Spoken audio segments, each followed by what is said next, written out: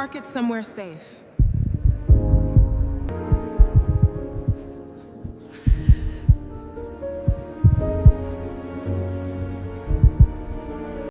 The first thing Vanessa Whitmore's mother said when she saw me standing beneath the crystal chandeliers of the Ashmorn Club was not hello. She extended one perfectly manicured hand and dropped the keys to her silver Bentley into my palm.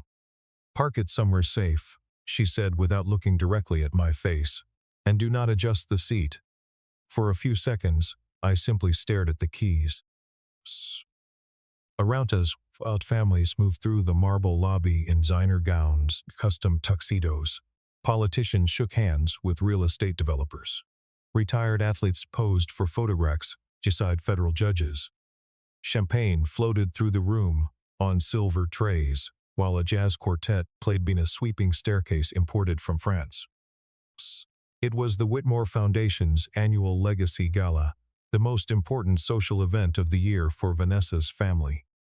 According to the invitation inside my jacket, I was supposed to be there as the future husband of Vanessa Whitmore, the foundation chairman's only daughter. But Evelyn Whitmore had looked at my plain navy suit, my unpolished shoes and my empty wrist, then decided that a black man, who arrived without a luxury car, a famous last name, or a crowd of assistants could only be there to serve someone richer. I looked past her toward Vanessa. My fiancée stood 20 feet away, gown, lavish beside her father's and a group of investors. She had seen everything. She saw her mother place the Bentley keys in my hand. She saw the expression on my face. Instead of correcting her, Vanessa lifted her champagne glass, turned toward the investors, and continued smiling. That was the moment I finally understood something I had spent nearly 2 years refusing to admit. Vanessa was not embarrassed by her mother's behavior. She was embarrassed by me. I closed my fingers around the keys. "Of course," I said calmly. Evelyn smiled as though I had finally remembered my place. "Good. The car was detailed this morning, so please be careful." Then she walked away. What Evelyn Whitmore did not know was that I owned the company operating the valet service outside. I also owned the private security firm guarding the building, the catering companies serving her champagne, and the investment group that had quietly purchased the Ashmorn Club's outstanding debt 6 months earlier. By midnight, I would own the building itself, but I had not come the gala to reveal any of that. I had come to announce my engagement and set a wedding date with the woman I believed loved me. Instead, I decided to remain silent and allow the Whitmore family to show me exactly who they were when they believed I had no power. I carried the keys outside and approached the young valet standing near the entrance. His name was Jamal Brooks. I knew him because my company had recently approved a new bonus package for every employee working under the Ashmorn Hospitality Division. The moment he recognized me, his posture straightened. "Good evening, Mr. Reed." I placed Evelyn's keys in his hand. "Keep it close." "Yes, sir." "And tonight I'm just Malcolm." Jamal glanced through the glass doors toward the ballroom, then looked at the Bentley keys. A faint smile appeared on his face. "Understood." When he returned inside, Vanessa was speaking with a tall man wearing a white dinner jacket. His hand rested comfortable against the bare skin of her lower back. I recognized him immediately. Grant Holloway. Grant was the son of Theodore Holloway, chairman of one of the largest private banks in Georgia. He had been a college quarterback, appeared regularly in Atlanta Society magazines, and had dated Vanessa for 3 years before she met me.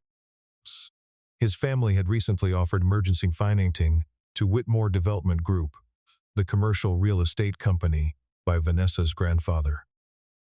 Vanessa had told me Grant would attend the gala. She had not told me he would be touching her like he had never stopped considering her his property. When she was approaching, she quickly stepped away from him.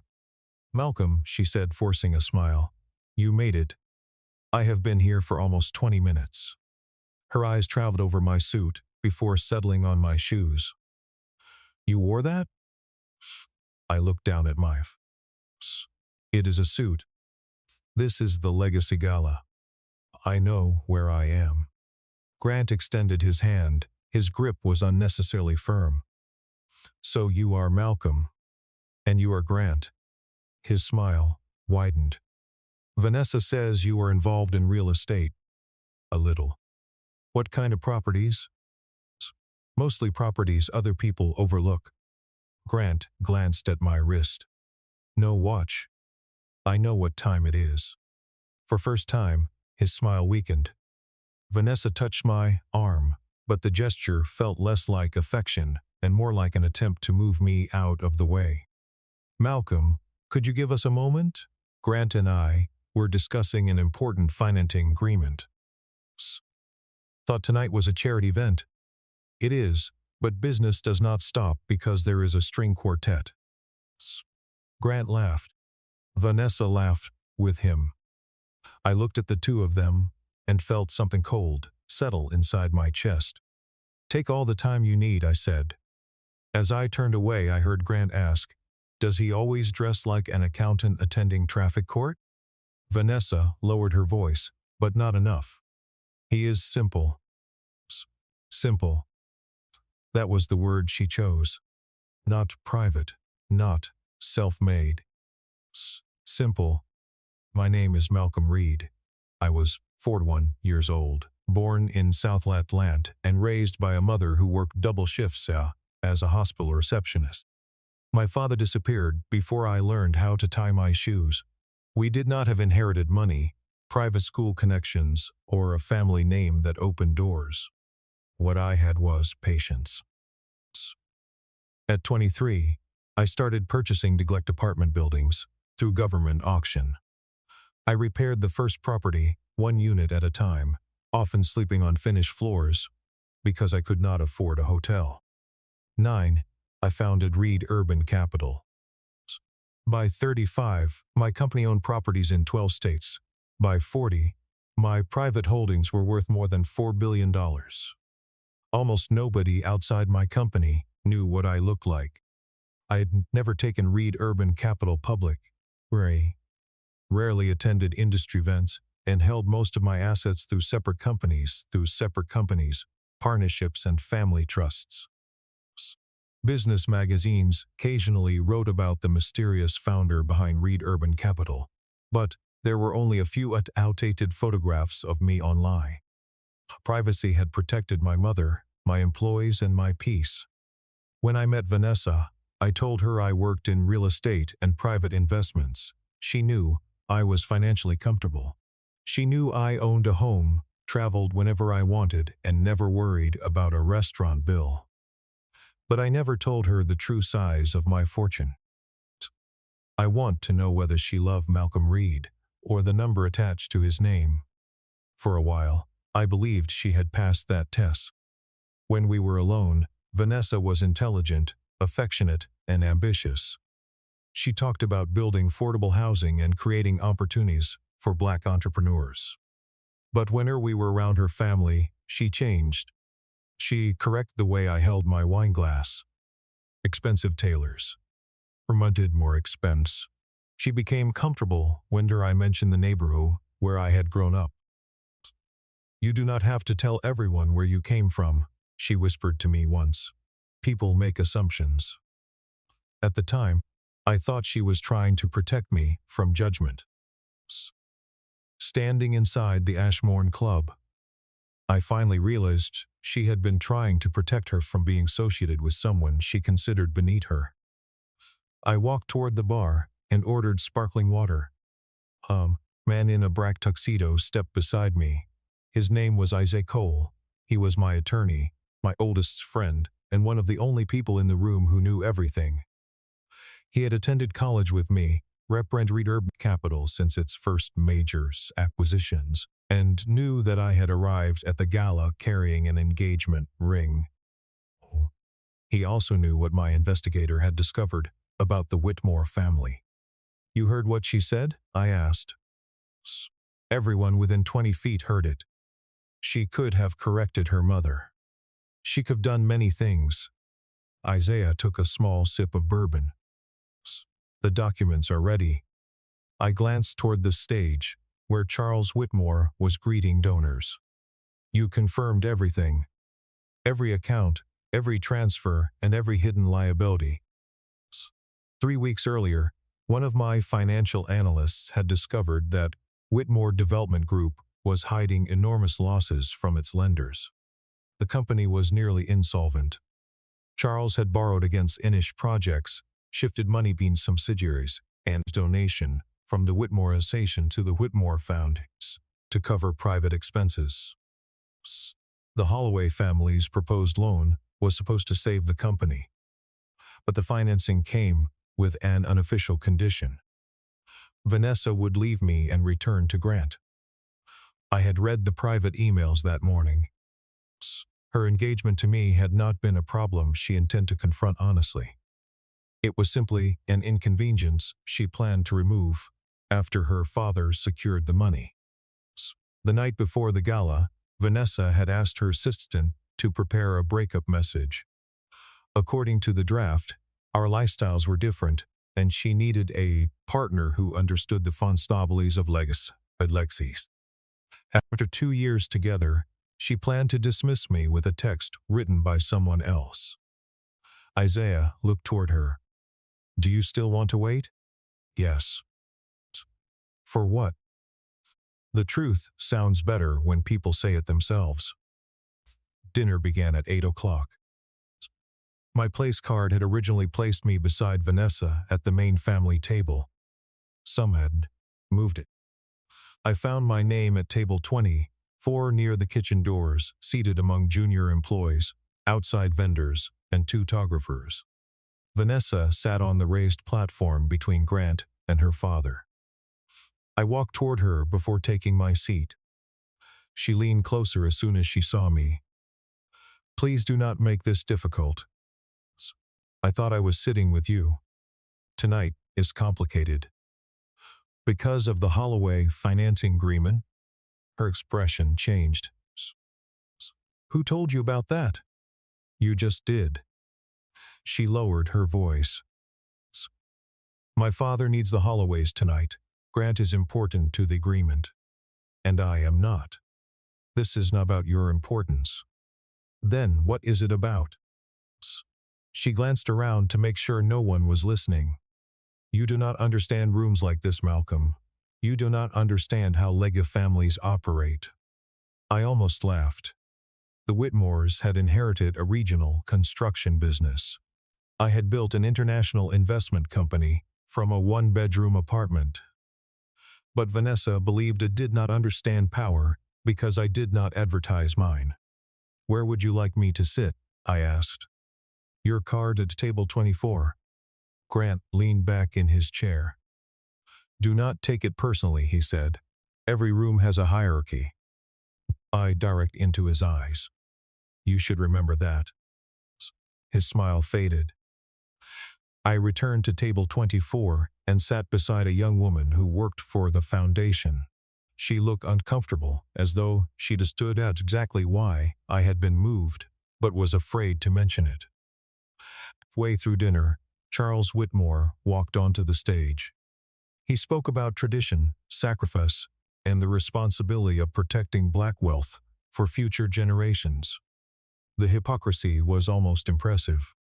After thanking the donors, he invited Vanessa and Grant to join him beneath the lights.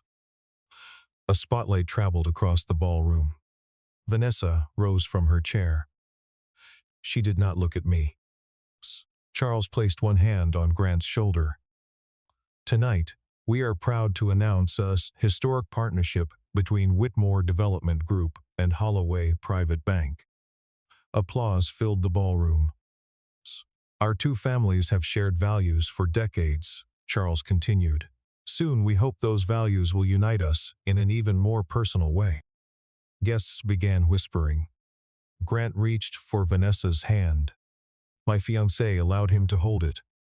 Charles raised his champagne glass. Some partnerships are simply meant to be. The message was clear enough for everyone in the room. A woman at my table turned toward me. I thought you were engaged to Vanessa. I was wondering the same. Vanessa finally looked in my direction. There was no apology in her eyes. Only a warning. Do not embarrass me. Charles raised his glass higher. To legacy. I stood. The movement was small, but because everyone else remained seated. Hundreds of faces turned toward me. Vanessa went pale. Charles stared from the stage. Can help you? He asked. I believe you already have. A few guests laughed quietly.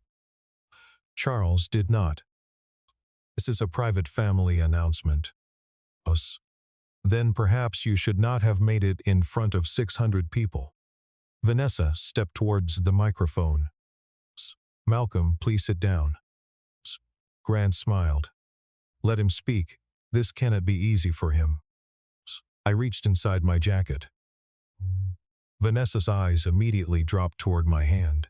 She expected me to remove the engagement ring and make one final desperate attempt to keep her. Instead, I pulled out a folded legal document. Charles frowned. What is that? The future of Whitmore Development Group. The ballroom became silent. Isaiah rose from seat and joined me. Several guests regged him immediately. He was one of the most respected corporate attorneys in Georgia. Charles' confidence weakened. I started walking toward the stage.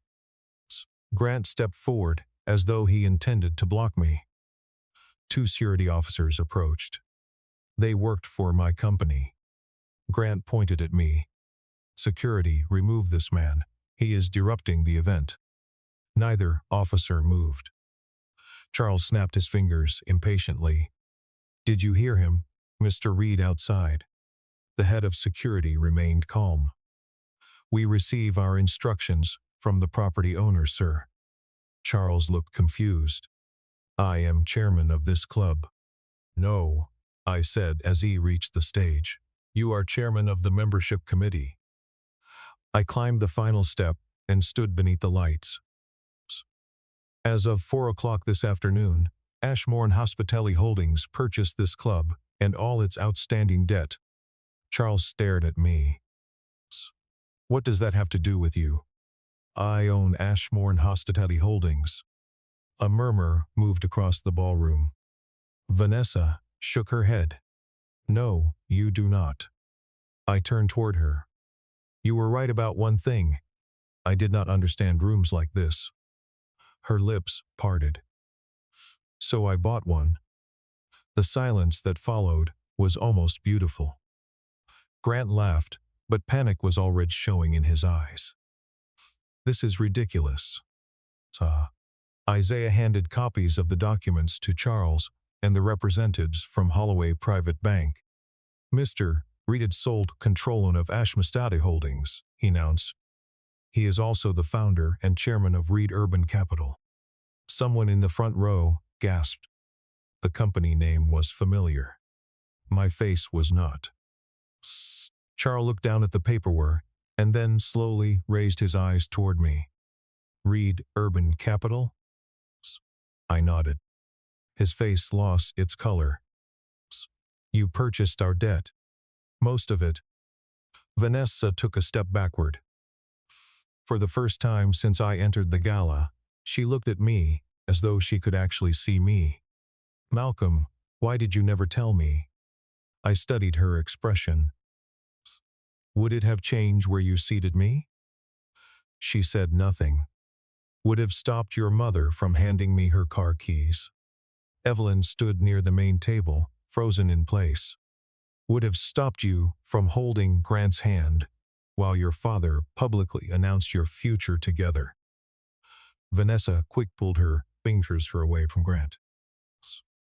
That was only for the business announcement. You mean the announcement that your family had already arranged for you to marry him? Her face collapsed. Grant turned toward her. You told me he did not know. Whispers exploded across the ballroom. Charles approached me. This is a family matter. No, fraud is a business matter. The word fraud changed the atmosphere immediately. Several reporters lifted their phones. Isaiah opened another folder and distributed copies to the bank's attorneys. We have evidence that Whitmore Development Group misrepresented its financial position, concealed major liability, and diverted charitable funds to cover corporate and personal expenses. Charles lowered his voice. You can't do this here. You chose the stage. His eyes hardened. What? There was no apology in his voice, no shame, and no concern for the employees, donors, or community members he had betrayed. Only a negotiation. For men like Charles Whitmore, every moral failure was simply a number waiting to be agreed upon. I want to marry your daughter, I said. I want to help your company survive. 6 months ago, I anonymously purchased your debt because I did not want hundreds of innocent employees to lose their jobs. Vanessa stared at me. You saved us. I protect the workers, not your family. Grant looked toward the representatives from his father's bank. This does not change our financing agreement. It changes everything, I said. The proposed loan requires approval from Whitmore Development's senior secured creditor. I allowed the silence to settle. That creditor is me. Six French tightened. You can't block a major financial agreement because your feelings are hurt. My feelings are not collateral. Your fraudulent statements are. I turned toward the Holloway attorneys. They received the evidence 30 minutes ago. The loan has already been suspended. Grant looked toward his father. Theodore Holloway closed the folder in front of him. We were not informed of these liabilities. Charles reached for his arm. We can explain everything. There will be independent investigation. The Holloways began leaving the stage. Grant remained beside Vanessa for only a few seconds before following his family. He did not touch her, speak to her, or look back.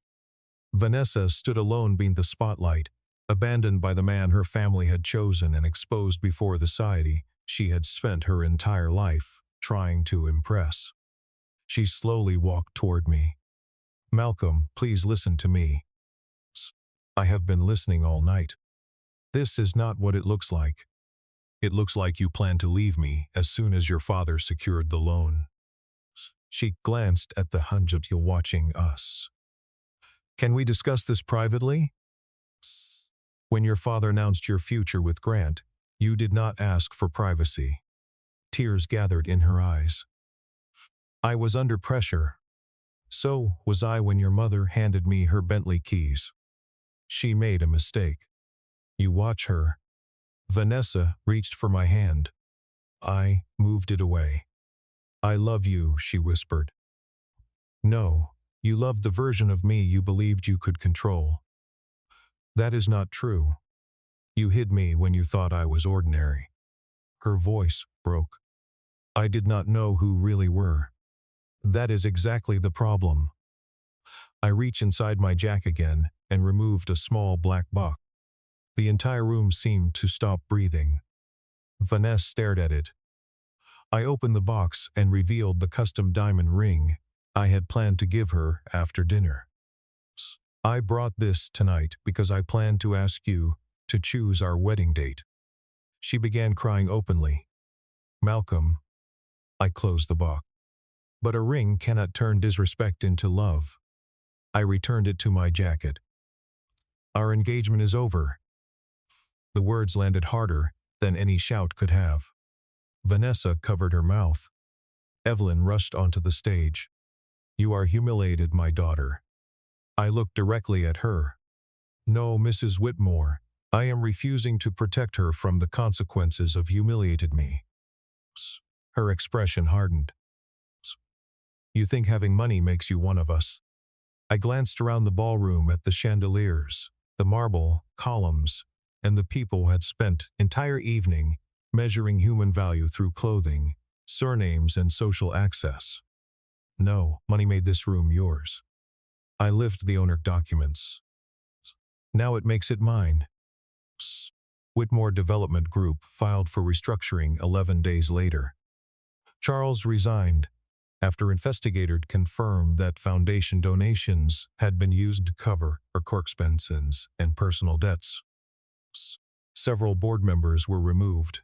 The foundation was placed under independent supervision, and the financial records were turned over to federal authorities. Evelyn sold the silver Bentley. I knew, because the dealership that purchased it happened to be one of my portfolio companies.